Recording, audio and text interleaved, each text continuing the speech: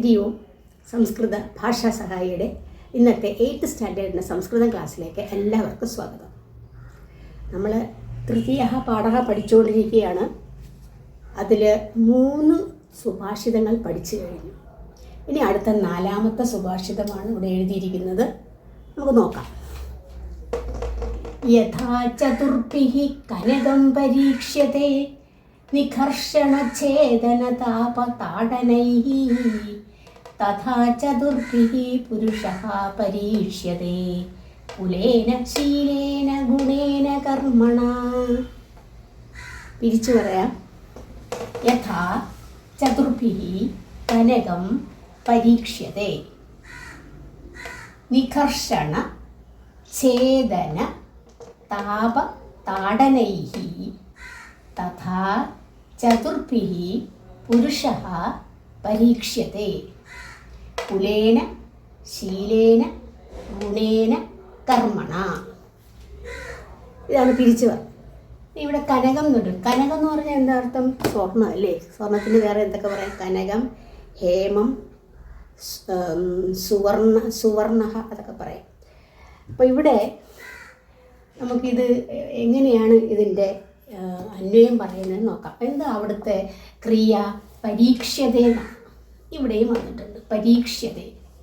പരീക്ഷ്യത എന്ന് പറഞ്ഞാൽ പരീക്ഷിച്ച് നോക്കുക, എക്സാമിൻ ചെയ്യുക, ടെസ്റ്റ് ചെയ്യുക എന്നൊക്കെ പറയില്ലേ, പരീക്ഷിക്കുക, പരീക്ഷ്യത. അപ്പോൾ ഇവിടെ ആദ്യം എന്ന് പറഞ്ഞു യഥാ ചതുർഭിഃ യഥാ എന്നൊരു വാക്ക് വന്നു. യഥാ വരുമ്പോൾ കഴിഞ്ഞാൽ ഒരു ക്ലാസ്സിൽ പറഞ്ഞു തന്നെയാണ് യഥാ തഥാ. യഥാ രാജാ തഥാ പ്രജാഃ. എപ്രകാരമാണോ രാജാവ് അപ്രകാരമായിരിക്കും പ്രജകൾ. എന്ന് പറഞ്ഞാൽ എന്താ? രാജാവ് എങ്ങനെയാണോ നല്ല രീതിയിൽ ഭരിക്കുന്നത്, അപ്പോൾ ജനങ്ങൾക്കും എന്താ സന്തോഷം തോന്നിയിട്ട് അവർ നല്ല രീതിയിൽ തന്നെ ഇരിക്കും. അതാണ് യഥാ തഥാ. എപ്രകാരമാണോ അപ്രകാരം. ഇവിടെ യഥാ കനകത്തെക്കുറിച്ചാണ് പറയുന്നത്. കനകം പരീക്ഷ്യതേ. കിം പരീക്ഷ്യതേ? കനകം പരീക്ഷ്യതേ. കനകത്തെ പരീക്ഷിക്കുന്നു. കഥം, എങ്ങനെ? ചതുർഭിഃ.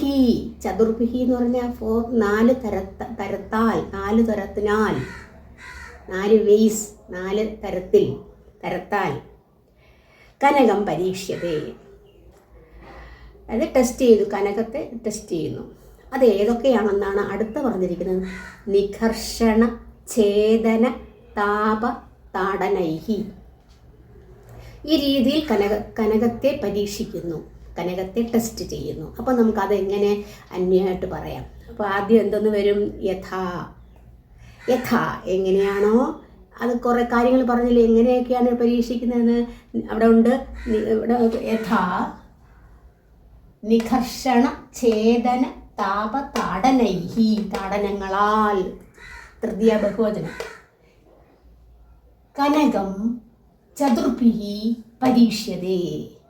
കനകം ചതുർഭിഃ പരീക്ഷ്യതേ. അതായത് ചതുർഭിഃ എന്ന് പറയുമ്പോൾ എന്താ? അതൊരു ഉപായം. 4 ഉപായങ്ങളിലൂടെ, 4 മാർഗങ്ങളിലൂടെ എന്ന് പറഞ്ഞു. അപ്പോൾ ചതുർഭിഃ ഉപായൈഃ എന്നുള്ള വാക്ക് നമ്മളോട് ആഡ് ചെയ്യണം. ഉപായൈഃ കനകം പരീക്ഷ്യതേ. ഒന്നുകൂടെ പറയാം. യഥാ നിഘർഷണ ഛേദന താപ താടനൈഃ ചതുർഭിഃ ഉപായൈഃ കനകം പരീക്ഷ്യതേ. ഈ രീതിയിലെല്ലാം കനകത്തെ പരീക്ഷിക്കുന്നു എന്നാണ്. പിന്നെ പറഞ്ഞു. അപ്പോൾ യഥാ വന്നു. അടുത്ത അതിൻ്റെ കൂടെ തഥാ വരണം. തഥാ വേറെ ആരെ അതേപോലെ പരീക്ഷിക്കപ്പെടുന്നു? അടുത്ത വരിയിൽ ചതുർഭിഃ പുരുഷഃ പരീക്ഷ്യതേ. ചതുർഭിഃ 4 തരത്തിൽ പുരുഷനെ പരീക്ഷിക്കുന്നു. അത് ഏതൊക്കെയാണ്? കുലേന ശീലേന ഗുണേന കർമ്മണ. ഈ 4 കാര്യങ്ങൾ കൂടി ഒരു പുരുഷനെയും ടെസ്റ്റ് ചെയ്യുകയാണ്. അപ്പോൾ 2ാമത്തെ വരിയുടെ അന്വയം നോക്കിക്കോളൂ. തഥാ. യഥാകരം തഥാ. അവരുടെ കാര്യങ്ങൾ ഏതൊക്കെയാണ്? കുലേന ശീലേന ഗുണേന കർമ്മണ. ഈ 4 കാര്യങ്ങളിൽ കൂടിയും എന്ത് ചെയ്യുന്നു? ചതുർഭിഃ പുരുഷഃ പരീക്ഷ്യതേ. പുരുഷഃ അല്ലെങ്കിൽ ചതുർഭിഃ പുരുഷഃ പരീക്ഷ്യതേ. ഒന്നുകൂടെ പറയാം. അപ്പോൾ ഇതിനകത്തുള്ള അന്വയം നോക്കിക്കോളൂ. യഥാ നിഘർഷണ ഛേദന താപതാടനൈഹി ചതുർഭിഹി ഉപായൈഹി 4 ഉപായങ്ങളിലൂടെ കനകം പരീക്ഷതേ കനകത്തെ പരീക്ഷിക്കുന്നു, ടെസ്റ്റ് ചെയ്യുന്നു, സ്വർണത്തെ ടെസ്റ്റ് ചെയ്യുന്നു. തഥാ അതുപോലെ കുലേന ശീലേന ഗുണേന കർമ്മണ ച എന്ത് ചെയ്യുന്നു? ചതുർഭിഹി പുരുഷഃ പരീക്ഷ്യതേ. ഇനി നമുക്ക് മീനിങ് നോക്കാം.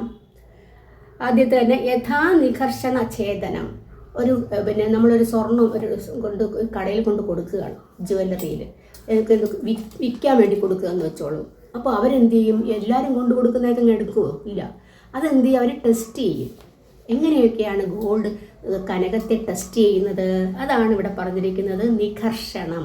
ആദ്യത്തെ നികർഷണമാണ്. അപ്പോൾ അവരുടെ ഒരു സാധനമുണ്ട്, ഉരകല്ലെന്നാണ് പറഞ്ഞത്. അതിനകത്തിട്ട് ഉരയ്ക്കും. അതാണ് നികർഷണം.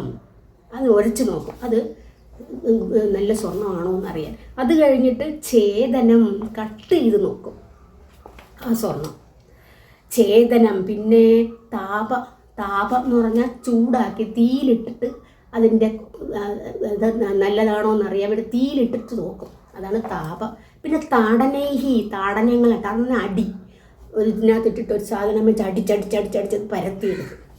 ഇത്രയും 4 കാര്യങ്ങളാണ് ഒരു സ്വർണ്ണക്കാരൻ എന്ത് ചെയ്യുന്നു? പരീക്ഷിക്കുന്നത്. ആരെ പരീക്ഷിക്കുന്നത്? കനകം, സ്വർണത്തെ പരീക്ഷിക്കുന്നത്. ഈ രീതിയിൽ സ്വർണം പരീക്ഷിക്കപ്പെടുന്നു. എന്തിനാണ് അങ്ങനെ ചെയ്യുന്നത്?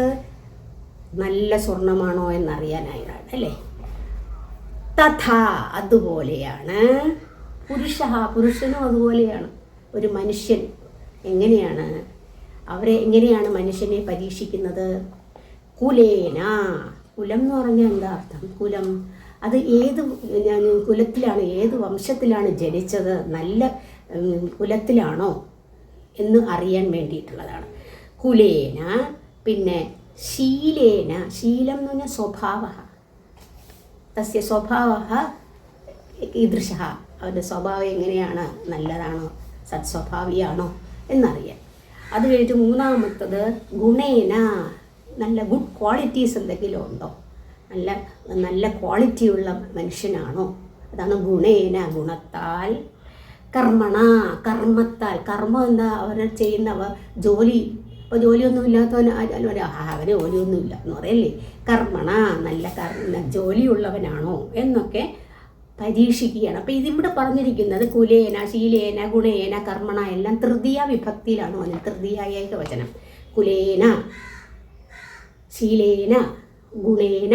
അപ്പോൾ ഇങ്ങനെയാണ് പരീക്ഷിക്കപ്പെടുന്നത്. അപ്പോൾ എപ്രകാരമാണോ കനകം പരീക്ഷതേ തഥാ പുരുഷഃ അഭി പരീക്ഷതേ. പുരുഷനെയും പരീക്ഷിക്കുന്നു ഇങ്ങനെ ഈ എല്ലാം രീതിയിൽ. അപ്പം കനകം കൈഹി പരീക്ഷത. കനകം ഏതെല്ലാം രീതിയിൽ പരീക്ഷിക്കപ്പെടുന്നു? കനകം നികർഷണ ഛേദന താപതാടനൈഹി കനകം പരീക്ഷതേ. ഇനി പുരുഷഃ കൈഹി പരീക്ഷതേ. പുരുഷൻ എങ്ങനെയൊക്കെ പരീക്ഷിക്കപ്പെടുന്നു?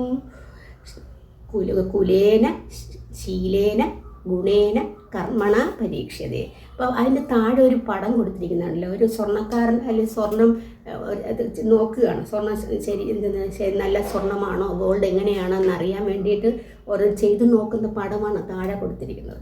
ഇനി അതിൻ്റെ മീനിങ്, ഭാവാർത്ഥം നോക്കിക്കോളൂ.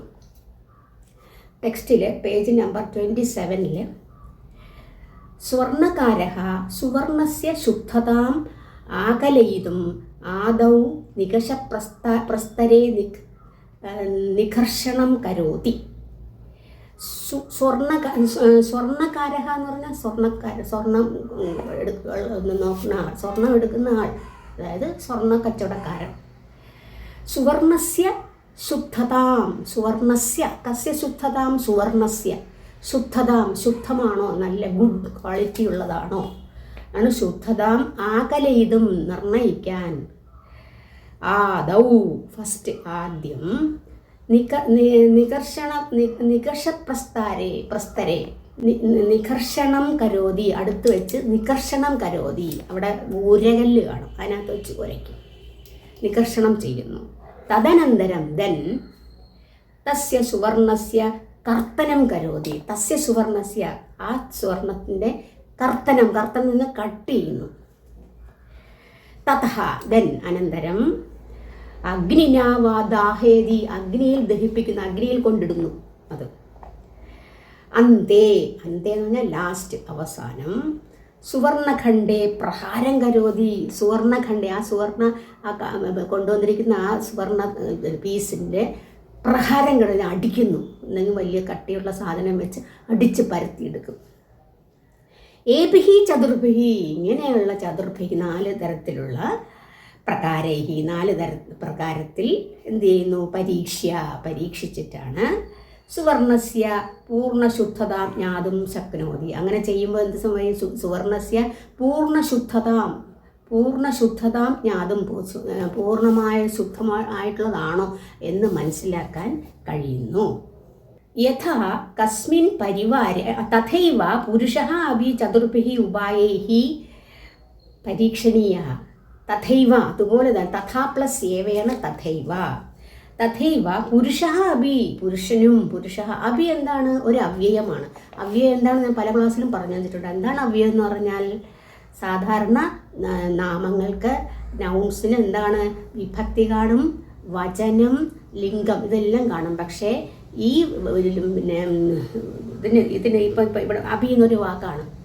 അതിനെന്തില്ല? ഈ പറയുന്ന ലിംഗ വചനങ്ങൾ ഒന്നും തന്നെ ഇല്ല. അങ്ങനെയുള്ളതാണ് അവ്യയം എന്ന് പറയുന്നത്. അപ്പോൾ ഈ അഭി എന്നുള്ളത് ഒരു അവ്യയമാണ്. അഭി ഓൾസോ എന്നുള്ള അർത്ഥത്തിൽ. അപ്പോൾ തഥൈവ പുരുഷഃ അഭി ചതുർഭിഃ ഉപായൈഃ പരീക്ഷണീയഃ. പുരുഷനും ഈ സ്വർണത്തെ പോലെ 4 കാര്യങ്ങളാൽ പരീക്ഷിക്കപ്പെടുന്നു. യഥാ, എന്താണത്? പുരുഷൻ. കസ്മിൻ പരിവാരേ അയം ജനഃ ജന്മ അലഭത. ആ മനുഷ്യൻ കസ്മിൻ പരിവാരേ, ഏത് പരിവാരത്തിൽ, ഏത് കുലത്തിൽ, ഏത് വംശത്തിൽ ആണ് ജനിച്ചത്? പിന്നെ തസ്യ സ്വഭാവഃ കീദൃശഃ അസ്തി. തസ്യ സ്വഭാവഃ, കസ്യ സ്വഭാവഃ, ആ പുരുഷസ്യ സ്വഭാവഃ, പുരുഷന്റെ സ്വഭാവഃ കീദൃശ അസ്തി, എങ്ങനെയുള്ളതാണ്? കീദൃശഃ അസ്തി. സഹ കീദൃശൗ ഗുണൗ യുക്തഃ അസ്തി. അവൻ കീദൃശൗ ഗുണോ, ഏത് ഗുണങ്ങൾ ഉള്ള ആളാണ്? പുനഃ, വീണ്ടും, സഹ കേന കർമ്മണ സർവത്ര സമാദൃതഃ ഭവതി. സഹ കേന കർമ്മണ, ഏത് കർമ്മത്താൽ, ഏത് പ്രവൃത്തിയിൽ അല്ലെങ്കിൽ ജോലിയാൽ സമാദൃതഃ ഭവതി, എല്ലാവരും അറിയപ്പെടുന്നു. അവൻ എങ്ങനെയാണ്, അവൻ്റെ ജോലി എന്താണ് എന്ന്.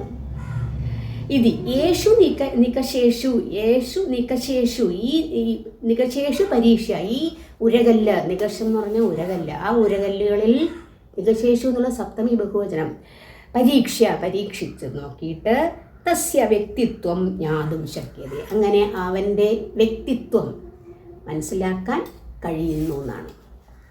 അപ്പോൾ ഇത് ഈസി അല്ലേ? ആദ്യം കനകത്തിൻ്റെ പറഞ്ഞു, പിന്നെ പുരുഷൻ്റെ പറഞ്ഞു. രണ്ടുപേരുടെയും വ്യക്തിത്വം ജ്ഞാതും ശക്യത, ഗുണം മനസ്സിലാക്കാൻ ഇതുകൊണ്ട് കഴിയുന്നു എന്നാണ്. പുരുഷഃ കതി ഉപായൈഃ പരീക്ഷ്യതേ, എത്ര ഉപായങ്ങളിലൂടെയാണ് പരീക്ഷിക്കപ്പെടുന്നത്? ചതുർഭിഃ ഉപായൈഃ, ഏതെല്ലാമെന്ന് പറഞ്ഞു. കനകം, അതുപോലെ കനകവും ഏതെല്ലാം. ഇവിടെ കനകം എന്നുള്ള വാക്കിൻ്റെ പര്യായങ്ങൾ ഞാൻ എഴുതിയില്ല. കനകം,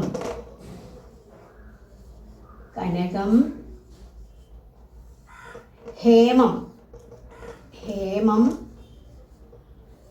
സുവർണം, കനകം, ഹേമം, സുവർണം, സ്വർണം എന്നുള്ള അർത്ഥം. സുവർണം. അപ്പം സ്വർണം എന്നുള്ളതിൻ്റെ പര്യായമാണ് കനകം. കനകത്തിൻ്റെ കനകം എന്ന് പറഞ്ഞാൽ സ്വർണ്ണമാണ്. കനകത്തിൻ്റെ പര്യായം ഹേമം, സുവർണം. കനകം, ഹേമം, സുവർണം.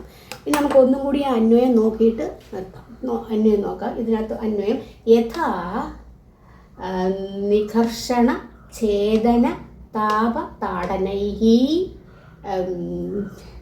ചതുർഭിഃ ഉപായൈഃ കനകം പരീക്ഷ്യതേ. തഥാ, ഇവിടെ ഏതൊക്കെയാണ്? കുലേന, ശീലേന, ഗുണേന, കർമ്മണ ച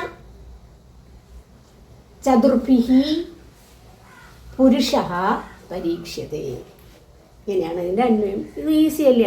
അന്വയം മനസ്സിലാക്കാൻ ഈസി, എളുപ്പമാണ് ഇതിനകത്ത്.